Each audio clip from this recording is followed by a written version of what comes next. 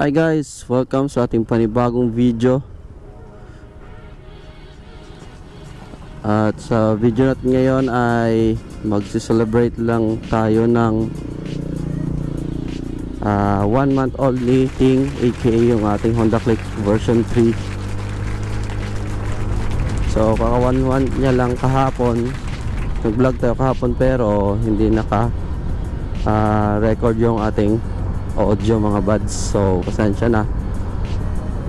At ngayon ay February 25 na mga buddy, so dapat kahapon 24. Bali 1 month and 1 day ni wala pa palang 1 day kasi umaga pa lang. So anyway, good morning sa inyong lahat at welcome sa ating panibagong video. So yun nga, hopefully okay na tong ano natin, yung camera natin na settings mga buddy. So kung bago ka pa lang sa ating channel, don't forget to like, comment, share, and subscribe. Hit the bell icon at pag-select yung all para lagi kang ma-notify sa mga bago nating upload na video. So yun mga buds, quick review lang tayo nitong motor natin mga buddy. Hindi nga, malilate na naman tayo sa trabaho. Pupunta tayo ngayon dito sa Kalibo, Aklan mga buds, sa bayan talaga.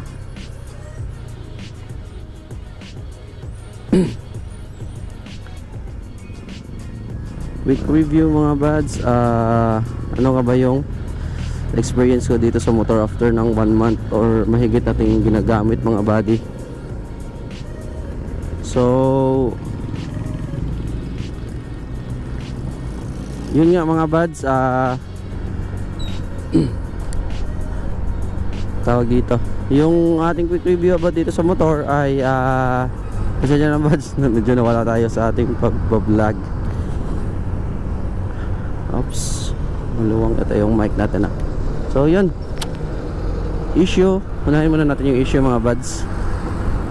Sa issue naman mga buddy ay yun lang, konting dragging. Meron talaga 0 to 25 kph.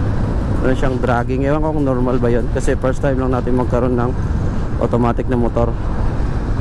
So dragging, at yun, vibrate dito sa letter M na shape ni Click dito sa harap. Yung bago niyang dito design dito sa harap mga buds na letter M. Tapos dito banda sa may panel mga buds, merong mga vibrate na nagaganap. So pag mabilis nawawala, pag yun nga, pag merong dragging sumasabay siya, nanginginig mga buds. So yun, tapos all in all okay siya mga buds, lalo na kapag sa long ride or mahabang biyahehan mga buds. Andun yung comfort at yung mga specs niya ay suitable for long ride mga buds, lalo na kapag mahilig kayo maggamit ng cellphone for navigation. So hindi kayo mangangamba kasi meron siyang USB port charging mga buds, or yun nga, type C ready na siya mga buddy na port.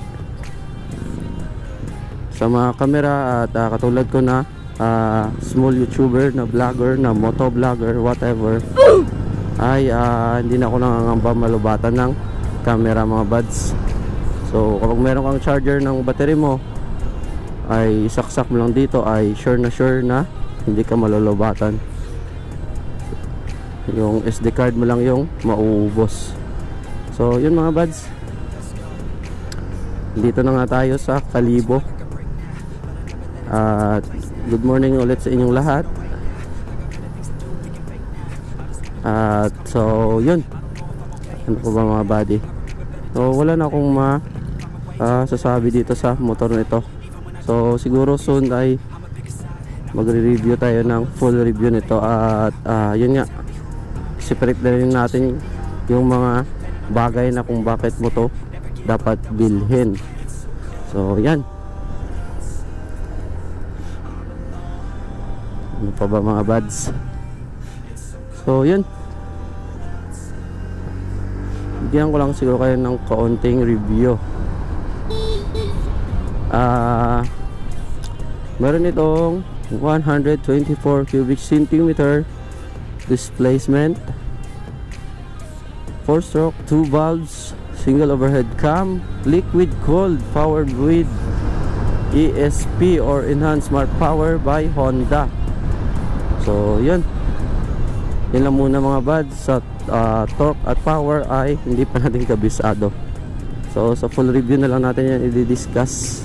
At kung may mga question kayo ay comment down below, at magpapa-shoutout ay free na free kayo dyan mga buds. So yan, hanggang dito na lang yung video natin. Don't forget to like, comment, share, and subscribe. Ride safe everyone, peace out.